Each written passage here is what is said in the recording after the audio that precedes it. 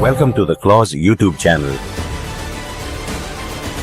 Together, we strive for a safer, secure, and more stable world.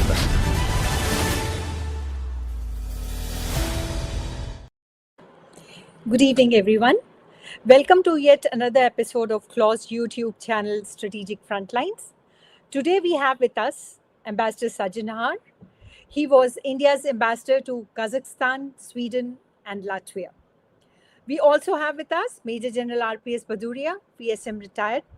He is Additional Director General of Clause and is a strategic analyst. I welcome both of you to this podcast. Thank you. Thank you. Thank you. We'll be discussing today the BRICS Summit. As we all know, it is scheduled on 6th and 7th of July in Brazil. The theme this year has been strengthening Global South for more inclusive and sustainable governance cooperation. As we all know that by 2025, the BRICS membership has increased and it is now, we have got 10 full members. And Indonesia was the last one to join. So the new members include Saudi Arabia, UAE, Egypt, and Ethiopia. BRICS is significant because it accounts for nearly 46% of world's population and nearly 36% global GDP in PPP terms, purchasing power terms. So it's a significant bloc and it aims to reshape the global governance and tries to amplify the voice of emerging economies. It's often considered as a counterweight to Western blocs like the G7 because of the BRICS geographical and economic reach, which is much wider. And often it is said that it's a legitimate voice of Global South, in spite of a lot of geopolitical challenges. What BRICS tries to achieve is it wants to reform global governance, to reduce reliance on US dollar and other institutions like IMF and World Bank, as it has its own developmental bank, that is the New Development Bank, but it also has its own problems and complexities. So my first question is to Ambassador Sajjanhar. Ambassador Sajjanhar, what do you feel this BRICS is all about? What is the long-term vision of the BRICS? Yes, thank you very much. Yeah, thank you very much, Roshan, first of all, for inviting me to this program. And thank you for this very comprehensive introduction. And thank you for the question. So, you know what BRICS is all about? I think if we can go back and trace the history of the evolution of BRICS, right from 2001, when the senior economist of Goldman Sachs, James O'Neill, he had given this idea that these four countries, emerging economies, big markets, big territories, big population, and he had given this acronym BRIC, B-R-I-C, that is Brazil, Russia, India, and China. Because if you see, they have these characteristics. They are, at that time, 2001, they were not all that large economies, but they had the potential. But at least in terms of territory, in terms of population, they were very large countries. And he said that they will have a very significant role to play as far as global economy is concerned in the years to come. So this was, an economist of a bank, global bank, that was, coming out with this suggestion. But then it was taken up seriously in 2006. We had the first meeting of the foreign ministers of these four countries on the sidelines of the UN General Assembly in September of 2006. And then in 2009, we had the first summit of the leaders of the four countries. Next year, December 2010, South Africa was also added and became BRICS. Now, the whole idea why these countries got together was because they, it was their thinking, it was their view that they had got the short end of the stick as far as the global financial architecture is concerned, the global trading regime is concerned. They have not got their due. So the idea was that all of us, these emerging economies, will get together and negotiate as one bloc, so to say, so that we can get better terms from the developed countries, that is, from the G7 members. And at that time, of course, if you look at, you have given some statistics about GDP, etc. So, that is of the 10 countries. So at that time, the G7 was both in purchasing power parity terms as well as in nominal dollar terms. These seven countries, they were much bigger and they had a much greater dominating influence over the global economy. But that had started changing. That started changing. We saw 2007, 2008, we had the global economic crisis, after which, G7, at least for financial purposes, was transformed to G20. And you would recall the first meetings of G20 were held in Washington, first twice a year, basically to deal with the crisis, with the global economic crisis. But after that, G20 became more fashionable, if I can say. They used to have meetings there. But coming back to BRICS very quickly, they've been having meetings since 2009. Every year they have had meetings. Not a single leader, big leader, has missed out on those meetings, except for Mr. Putin in the last few years after the Russia-Ukraine conflict started.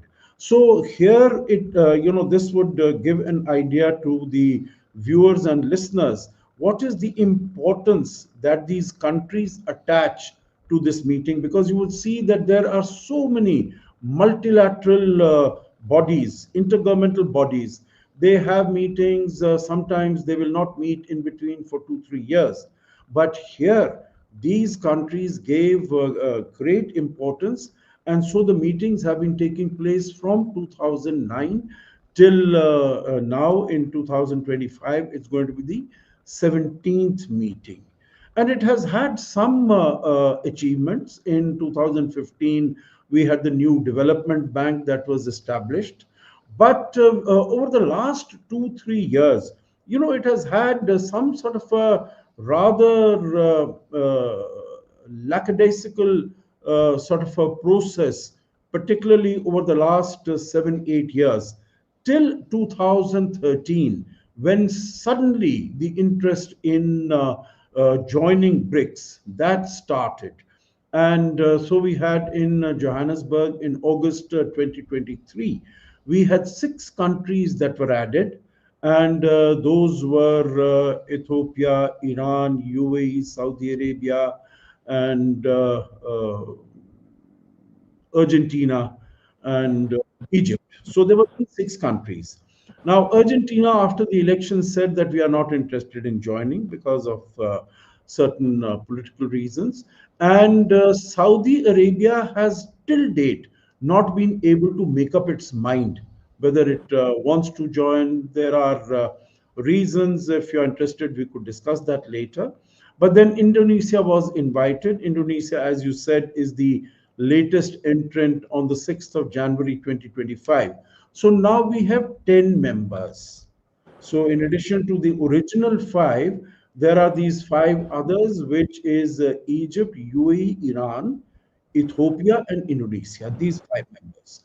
And in Kazan summit last year in Russia, it was decided, because there were about 30 or 40 countries which wanted to become members. So another category was established, and that was named as the partner countries. So there are 12 of them, also significant economies in their own right. So they were included. So right now, when on 6th and 7th, the meeting of the BRICS summit takes place, we will have 10 leaders from these 10 member states. They are expected to be 12 of the partner states, their heads of state or heads of government. There are other 8 friendly countries that have been invited by Brazil. And there are 7 international organizations whose heads have also been invited by Brazil. So there is going to be all this grouping, and what they are going to discuss is issues related to global governance, because that is very important. That is what the global south feels, Yes. that it has not been able to get its due. It will discuss issues related to peace and security, and it will discuss issues related to strengthening multilateralism. As you said, global south is the basic focus of Brazil, and so we can discuss as to what are going to be the challenges and what progress this meeting can make. The last sentence I would like to add in this, introduction, which has got a little lengthy. I'm sorry for that. That next year India is going to be the chair Oh, of BRICS. yes. And so that becomes very important for us. Prime Minister Modi will be there, reaching there on the 5th, that is day after tomorrow in the evening from Argentina, and he'll be participating. Although Xi Jinping of China, he's not coming, and Mr. Putin of Russia, he will also not be attending. Russia. Yeah, you rightly pointed out that the BRICS has grown what it was and what it is now, and so many countries have been called. And you rightly stated that the emerging economies thought that they needed a bargaining power with the developing countries, so it came up.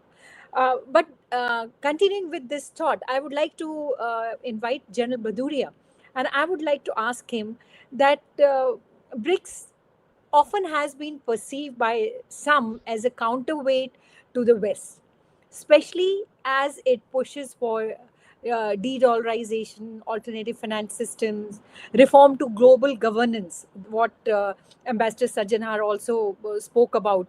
And all these things tries to challenge the US and the West system. So what is your take on that? Thank you very much, ma'am. Firstly, like your the topic for today's podcast suggests that forging consensus. I just wish to highlight that recently, in past month or two, we have had four very important meetings, namely G7, SCO, Quad, and BRICS, which is now going to happen on 5th and 6th. Two are at the summit level, that is the leaders are attending, and two at the ministerial level. Now, what I wish to highlight is that in G7 and SCO, there was no consensus, and they could not come out with a declaration, right? The reasons were in G7, probably there is lack of trust at the highest level, and we all know that President Trump left the meeting a day or two earlier than what he should have. And in SCO, the whole thing was not fructified, or the declaration could not fructify, because India's concern about terrorism were not taken into consideration. Now, Quad also, we just heard the foreign ministers of the four countries, their statements. India very emphatically had said that terrorism should be the security concern in the world, or one of the prime security concerns in the world, and perpetrators of the terrorism and the victims should not be equated. However, when you heard the three other foreign minister in their articulation, in their briefing to the press, we did not uh, see or hear echo of this sentiment which our foreign minister had said. So that means that going forward in this fragmented world, achieving consensus, whatever be the grouping, is going to be a huge challenge, because the world today is fragmented. If we see the way UNSC votes, it is always 3-2, three on one side, two on other side. So in this fragmented world, to achieve consensus going forward would be very, very difficult. So whatever be the grouping. Now, coming to your question, whether it is anti-West or not, all the countries, even Russia, they also say that they do not want to be seen as anti-West. Of course, India's position is very clear that we do not want this to be anti-West, because we are having good bilateral relations and also relations with the West. So we do not want it to be. The other countries are also not wanting it to be anti-West at this stage, because anti-West meaning then you'll have to be making choices between the West and the mainly Russia and China. So that dilemma, these two countries also do not want to put others into the new members or the members who are already existing. So what does the BRICS then stand for? Ambassador, I mean, covered it in great detail. I just want to highlight one or two aspects that now, like what Ambassador said was that West was getting their way through in practically everything that they were doing, right? And the world majority states, what Russians call the rest of the world as, were feeling that their voices were not being heard. So this BRICS, I mean, the grouping said that, look, we'll have dialogue and consensus building in the international institutions. So that is what was their dominant sentiment. Now, what has happened is that Russia and China, they are wanting the transformation of the international institutions, whereas South Africa, Brazil, and India, which all three happen to be democratic countries, are wanting greater representation within these international institutions which are functioning. Like in UNSC, all three want to be the members, right? So that is the real issue which is going forward. And of course, BRICS is getting a lot of traction. There's a lot of attraction within the South, the global South, to become members. Like the ambassador said, there are more members than what BRICS probably can take at this stage. And latest was Indonesia. And when talking about global South, well, I just want to flag one issue which normally people say, that is China a global South country or is it a developing country? Because global South means developing countries. And that is where India is wanting to be seen as a leader, voicing their concerns in BRICS. Right? So that is one. However, there are two concerns within the BRICS, right? And these are, first one is regarding the financial system. Now, they are wanting to have an alternate to the dysfunctional dollar payment system. We are also a victim of that, right? There have been sanctions put on Iran. There are sanctions on Russia, because of which the other countries cannot do trade with them. Like we have bought a lot of oil from Russia, we have paid in rupees, or maybe we have paid through third country that is not known. But what does Russia do with these rupees? They have to ultimately invest in India, right? And they have to come up with some projects where they can invest. Then how do they take out the money from here? So that is, whenever you speak to Russians, this is one challenge which they are facing. Like we are facing challenge even buying oil from Iran. We found a solution. We had diversified our sources. However, Chabar, now that is always giving us a problem, that how do we operationalize the whole issue because of the sanctions. So payments in local currencies, like I highlighted about India and Russia, it has got its limitations. It cannot be done, the way we trade in dollars. So therefore, these countries are trying to find a solution to that.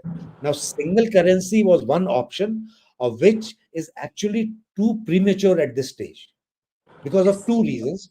Firstly, the economies of these countries are not integrated, meaning the banks, the central banks and other banks are not integrated. Are they going to be integrated in future? Looks very unlikely, because the way the whole thing is panning out, the geopolitical situation, right? Then the level of growth of these countries is not similar. So, because of which this particular aspect, and the West sees this as a threat to them. And that is why Trump had said that in case they come up with their alternate currency, I would impose 100% tariffs. So there is a concern in the West, but there the even the BRICS have challenges to find a solution to this dollar payment system. The other aspect which I wish to highlight, which is very well known to the Indians, is the deep division within the BRICS on the lines of India and China. Right?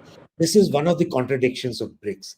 They have to have consensus on all the issues, and we know that India and China, there's a strategic mistrust, and going forward, like what we saw in Operation Sindoor, we saw a Pakistan-China fusion, right? They were fused together against a very, what we only acted against the terrorists, and both these countries came together to be seen militarily to be fighting against India. So that kind of a thing is a real worry to us.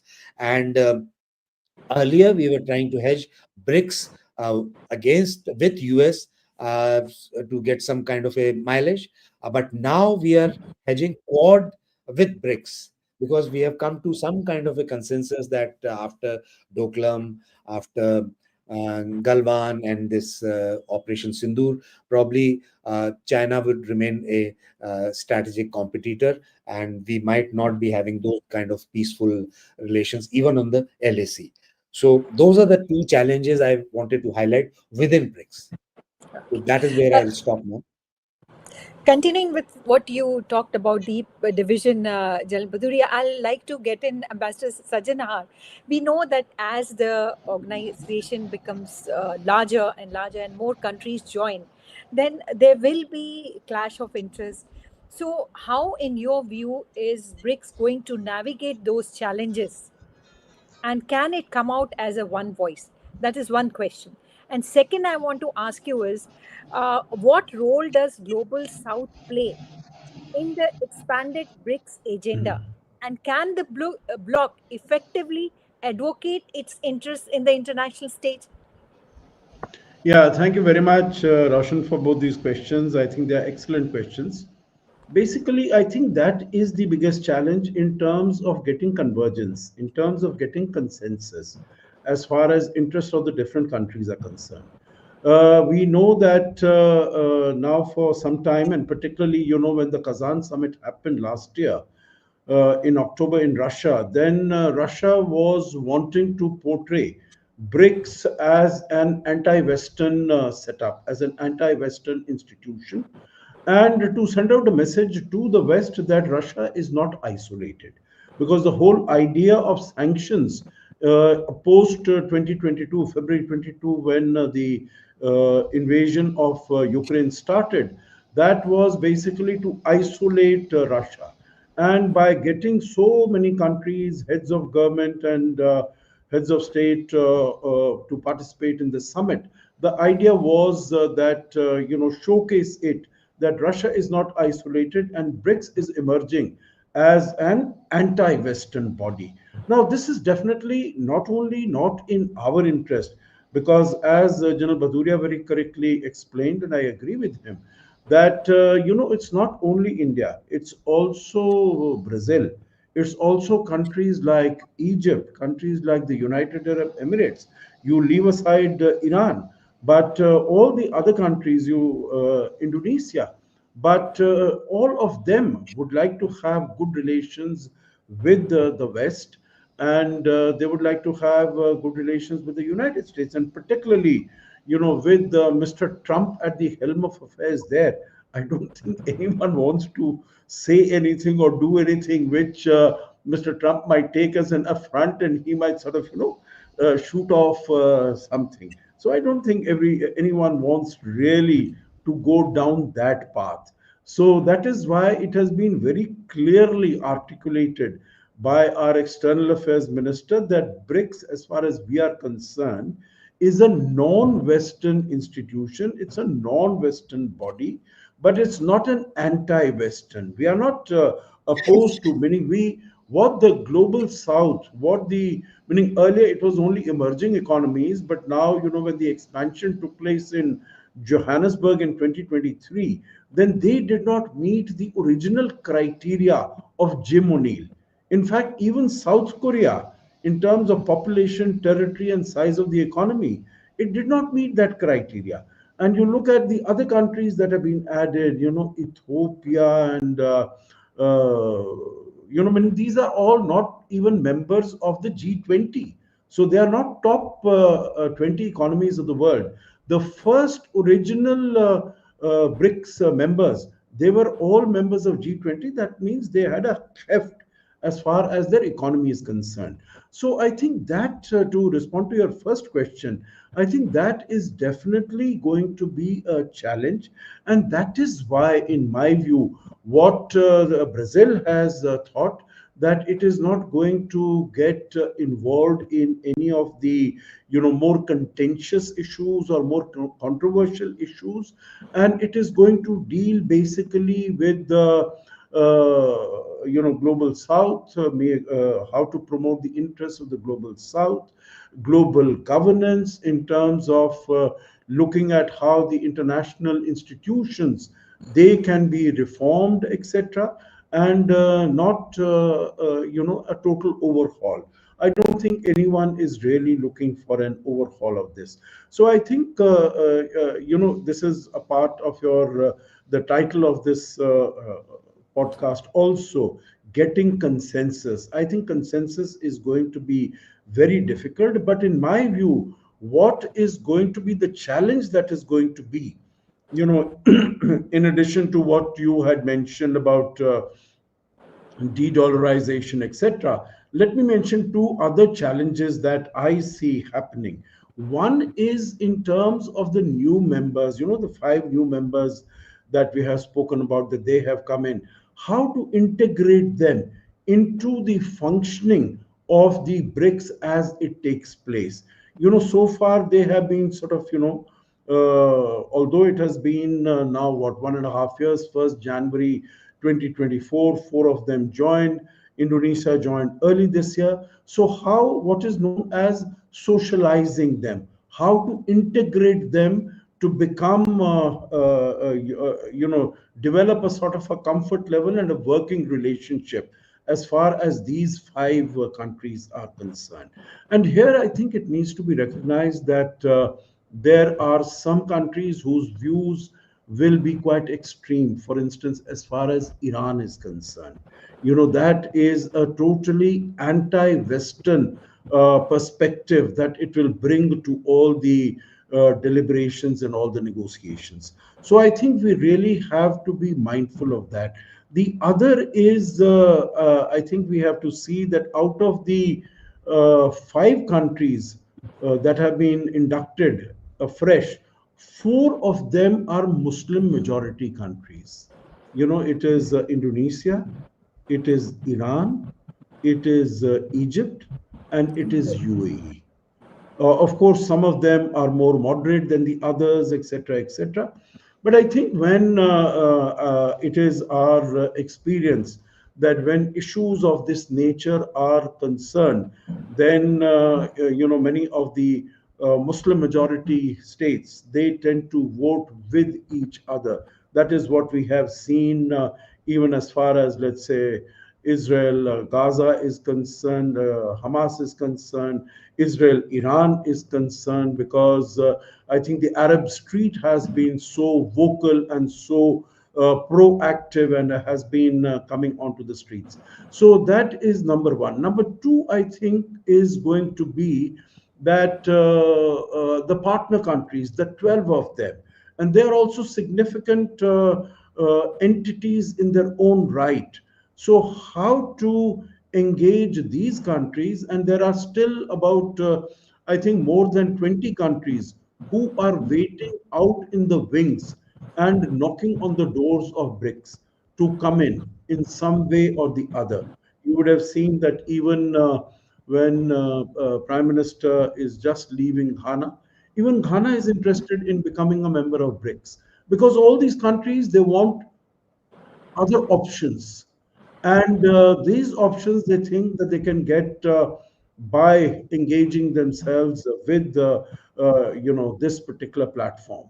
So I think how to deal with those kinds, in my view, what Brazil seems to have done, and we will be able to see the final outcome, in another 2 3 days.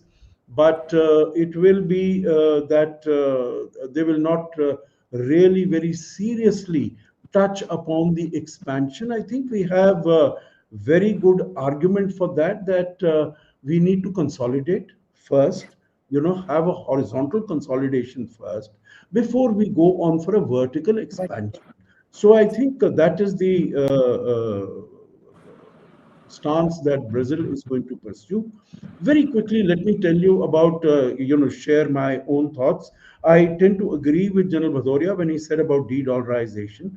I don't think that is in the interest of any of the countries. Even the original five BRICS, this was floated, BRICS currency de-dollarization, and this seems to have, got a bee in the bonnet of Mr. Trump, who threatened that he is going to impose 100% tariffs, additional tariffs, and all.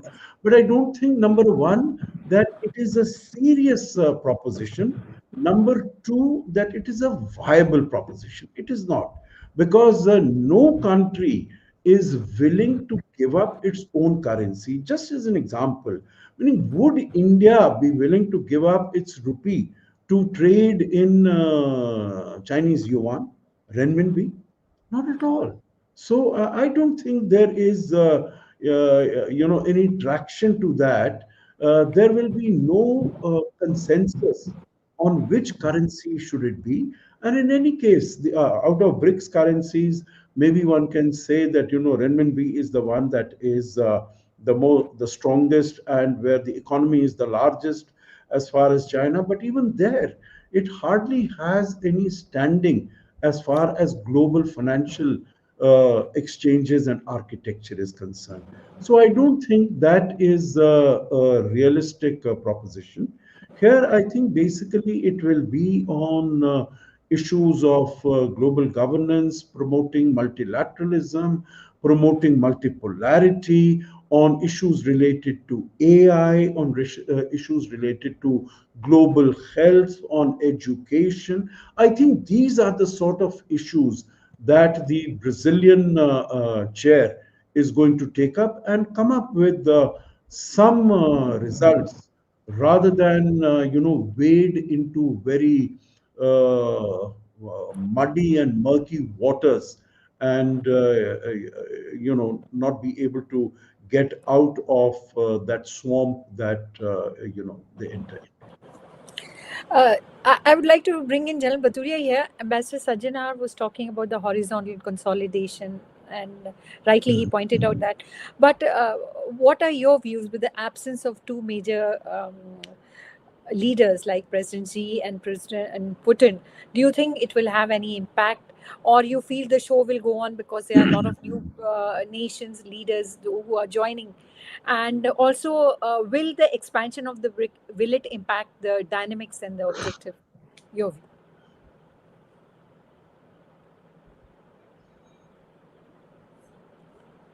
I think you're muted, General. General, yeah. Thank you. So let me just begin by recalling what the Russian foreign minister in 1996 did was, Primakov. He brought in a grouping called RIC, that is Russia, India, and China. Now, if you see BRICS, it is at the heart of BRICS, even in the acronyms. Bravo on one side and South Africa on the other side. In the center is the RIC, right? So that is at the heart of it. Now imagine, out of this heart, in case two leaders are not coming, then it symbolically it weakens the whole event. Right? Substantially, they might end up doing something like what Ambassador was saying, that Brazil, they want to take forward whatever they had done in G20 2024, because they were they held the presidency that time. So they want to push some of those aspects which they may well be able to do. But symbolically, it looks little different. Right? In case both these leaders had attended, it would have been far better. Right now, Xi Jinping is not attending because of the reasons that are little unknown. Right. People are saying, I mean, what has been put out is that scheduling difficulties were there, but these meetings are scheduled much in advance. So I think those difficulties could have been overcome. Also, there are reports to say that they are a little irritated with Brazil because they want to give, they are giving a little more importance to India, because after this BRICS meeting, then Prime Minister Modi is having a bilateral visit to Brazil, and he's traveling to Brasilia, right? So it could be any of the reasons, but the fact of the matter is that symbolically this would look weaker, right? And also, here I must highlight what happened during Iran and Israel war. Both these countries, the Russia and Iran, Russia and China, both of them have strategic partnership with Iran. Some 20 years, some 25 years. China wanted to invest $400 billion up to, say, next 10 years, 15 years, something. Now, what happened actually on ground? Iran felt let down because both these countries did not come forward in meaningful ways to support them. Right? They were, of course, support in the UN diplomatically, but not substantially, which Iran, I'm sure, would have felt let down. Now, why did this not happen? Because each one of them, Russia and China, individually were cutting a deal with Trump. Right? Russia is cutting a deal with Trump on Ukraine war. Right? So, if you recollect, Trump had said that I had a conversation with Putin just before he struck, and it was not about Ukraine war. So, what was it about? Right? So there is something going on there. And we have seen that Russians have of late intensified their operations in Ukraine. So they know that Trump is not fully engaged. US is not fully behind Ukraine. So they want to make as much gains as is possible. Likewise, China. They are cutting a deal on trade. Trump, about a few days back, had said that I have, we have found a solution and we are going to have a trade deal with China, right? So, therefore, in the BRICS countries also, when you said, is it anti-West? All of them are doing business with West, right? So, in this meeting, uh, symbolically, of course, much weaker. The good thing, which I personally feel, is the focus would now be on other leaders, namely Lula, the president of Brazil, Prime Minister Modi, right? They would come to the fore. So in a way, it may not be a very bad thing that these two leaders are not coming. Thank you, ma'am.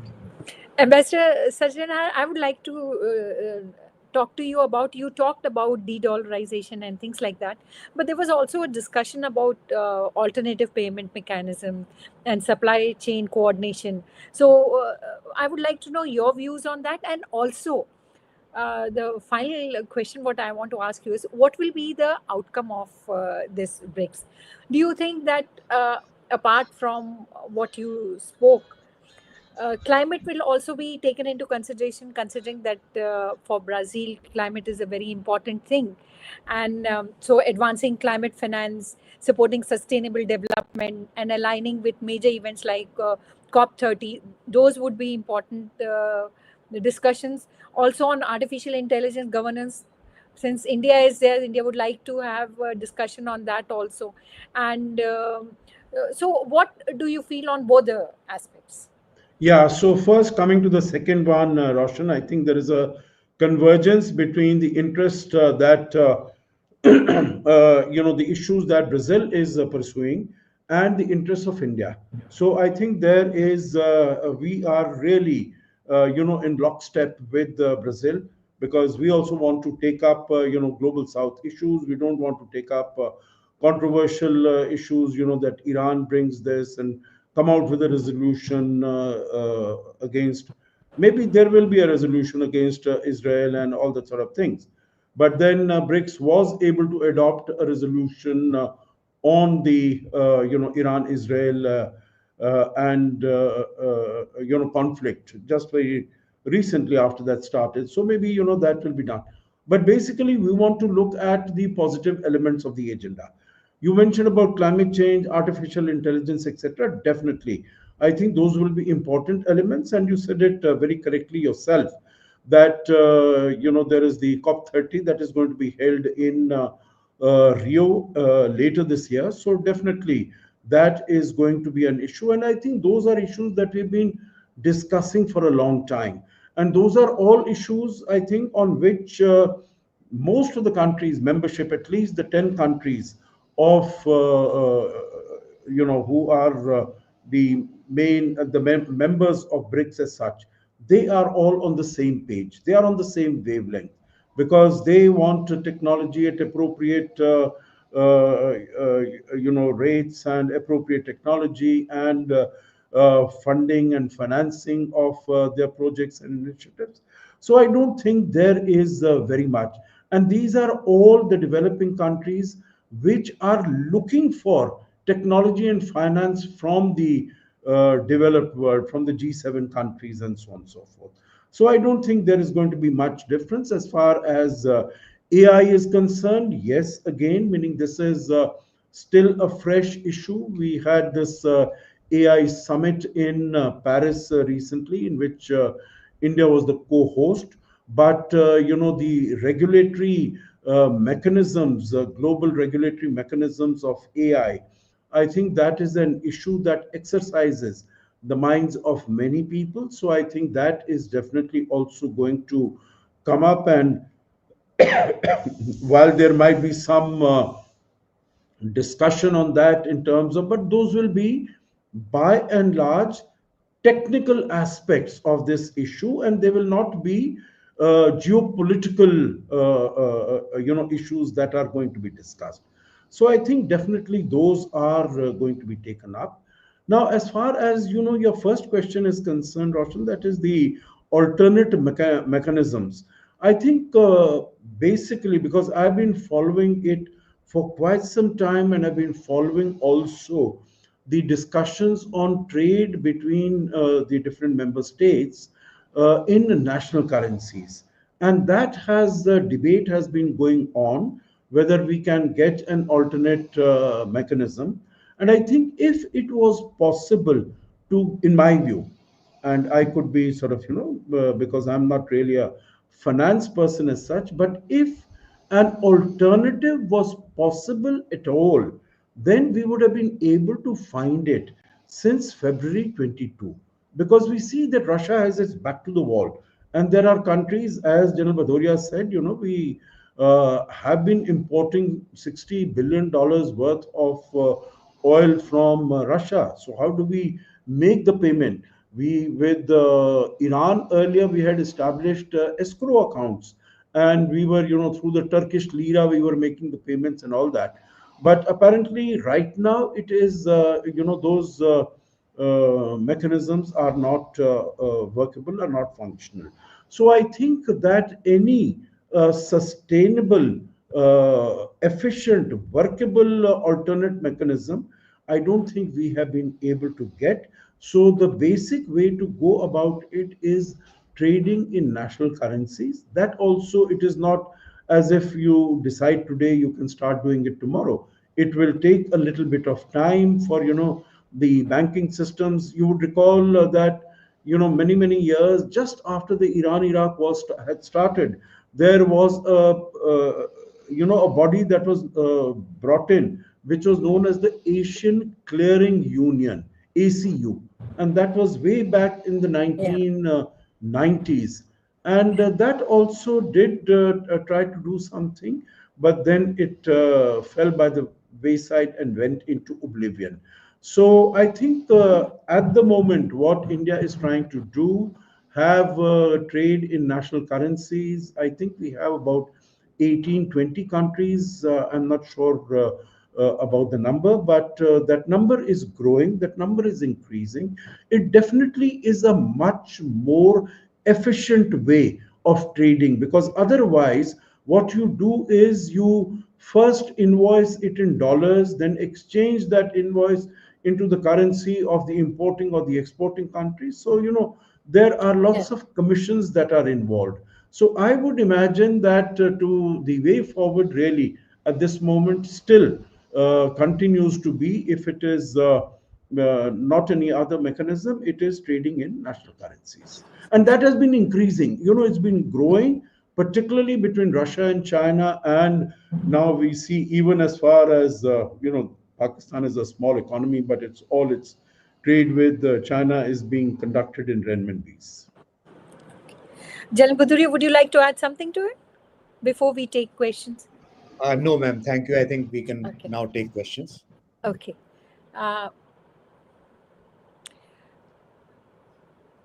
Roku wants to know, bringing Iran into BRICS in 2023 might turn out to work against India.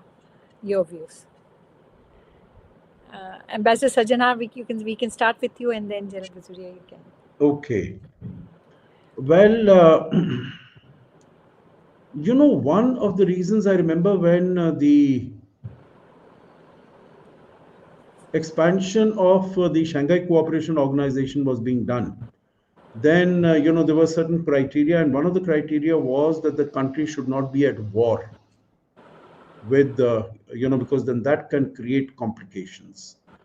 And so that is why it delayed the membership of Iran, and it was able to come in only basically when much of the sanctions were removed in 2015. Okay, they were reimposed, but then it became a member in 2023 under the chairmanship of India.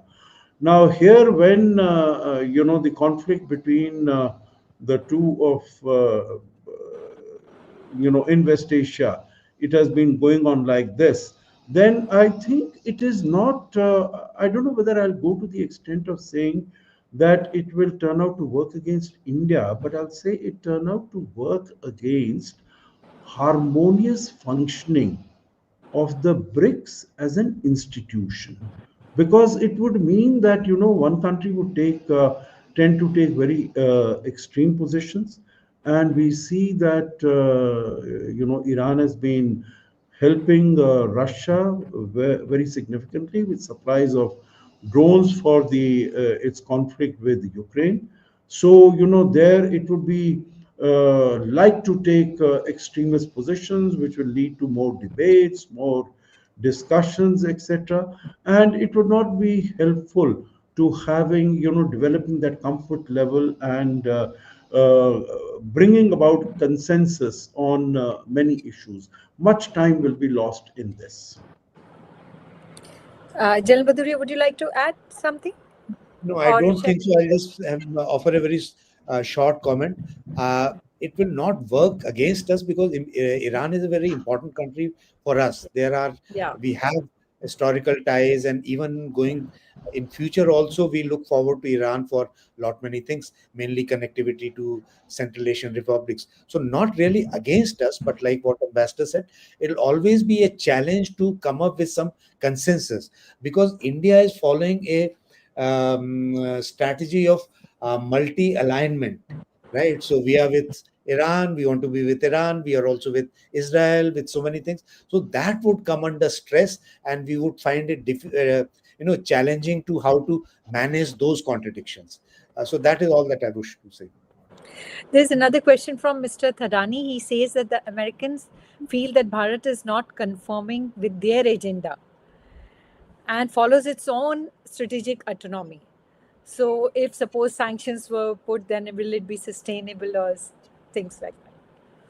So, Ambassador Sajjanhar, first you, then Ambassador, then General Okay. Bhadauria. Yeah, I think this is the first part is an argument that Ashley Tillis has made, that India is not completely supporting the US position, and it is using its strategic autonomy, not criticizing or condemning Russia for the attack against Ukraine and continuing to buy oil. So that is meaning I don't subscribe to that, because we are Yes. not allies, we are partners, and we have our own interests. Meaning, if they would want me to align completely with them, then I would expect them to align completely with our interests. And whether it is in terms of how they are dealing with Pakistan, how they are dealing with Bangladesh, what is happening there, how they are dealing even with Myanmar, then I would expect them to. But United States thinks that it's an exceptional power, and it has the that flexibility to have its own power, have its own position on different issues. So I think India also, as a growing economy, fourth largest, getting to be third largest, we can have our own positions. Now, if this bill that is in there, and which some people say that has the support of Mr. Trump, saying that those who are buying oil from Russia, they will be slapped with 500% tariffs and all that. I would sincerely hope that it doesn't come into play, into being. We had the S400s that we imported from Russia. There were other countries also, Turkey and China. Turkey and China, they had to face penal tariffs from the United States, not India. So I think India's position as a partner of the United States is very special because it is not one issue based or two issues. It is a whole gamut of relations, and it's not only trade, it's not only technology, it's not only defense, it's not only energy, it's also Indo-Pacific, it's Quad, it is, and right now in the Quad we have spoken about this critical minerals initiative. That's also very important. So I think that that better sense will prevail as far as the U.S. Congress is concerned, and they will not take a decision on going forward with this 500% tariffs. I think I agree with you. The institutions, what has been built for the last 7 to 8 years. So I think they should work. I mean, it's not one person can change all the institutions so fast. We have to be patient and wait for that. But I would also like to ask General Bhadauria if you want to comment something on this. No, I think everything has been covered by Ambassador. Just a very short, this thing, one liner, that Trump is only going to be there for 4 years. 6 months are already passed. Last 1 year, they are all lame duck, right?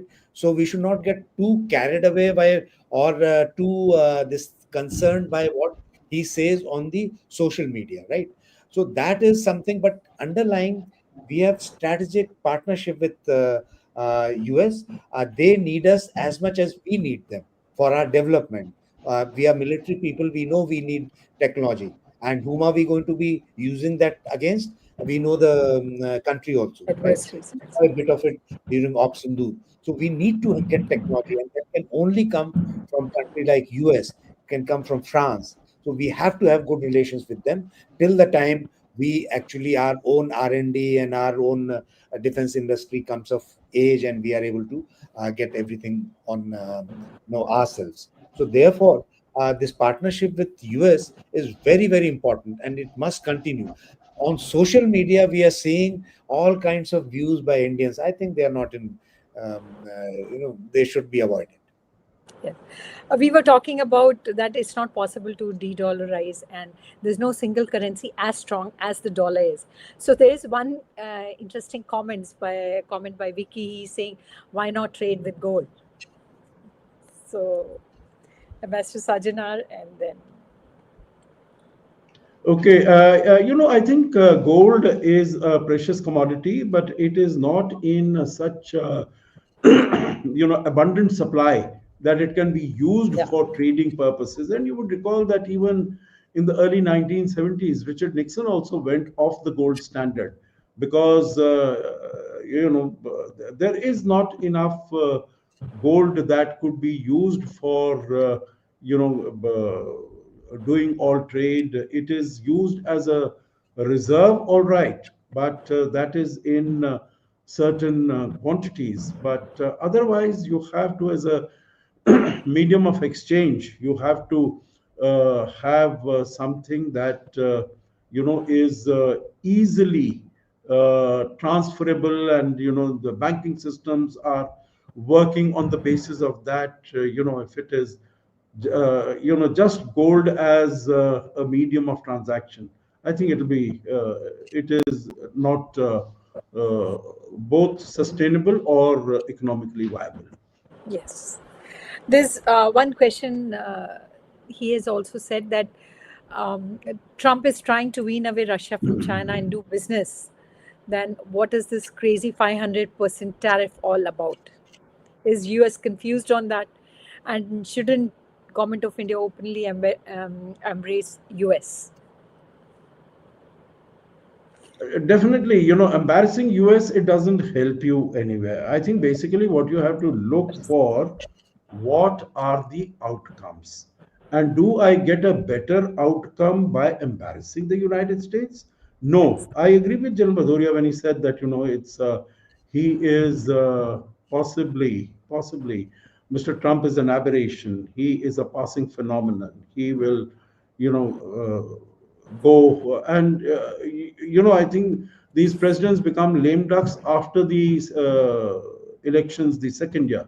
Next year in November there'll be elections, and it happens that the party that has won the White House, they suffer a very heavy defeat in the midterm elections. So let us see what is going to happen as far as that is concerned. And embarrassing the United States doesn't help me at all. That is why you would see that we have said our own position, but in public, we have not gone about criticizing someone by name, etc. We've just given out the facts as they evolved, as they came about. So I think this is Mr. Trump's style: blow hot, blow cold. He says the art of the deal, and that this is the way. But I don't think these days, when you are trying to work with individuals, it is underlying trust, it is underlying confidence, it is underlying certainty, credibility. I think those are very important factors. Here he says, first tells Iran that, okay, China can import oil from you. We are going to give you so much subsidy to improve and, build your economy. And then he says, I'm going to sort of, your so-called supreme leader, we know where he is, and we are going to sort of, do away with him. So I think it leaves countries and individuals and leaders very nonplussed. And same thing with Russia. He blows hot, blows cold.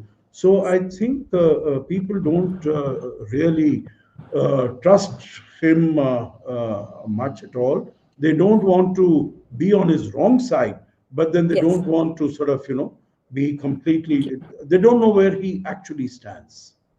I think he says something one day, the next day he'll just go back on it.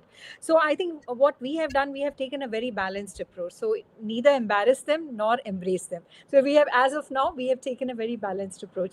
General Bhadauria, would you like to add something to it? No, I just want to say we have to see the strategy behind what Trump is doing.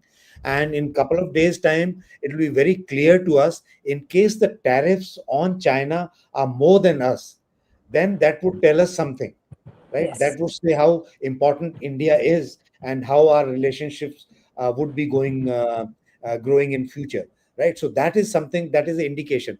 All these things, I'll slap 500%, 100%. Those are all his style, right? So we have to understand. I think we have.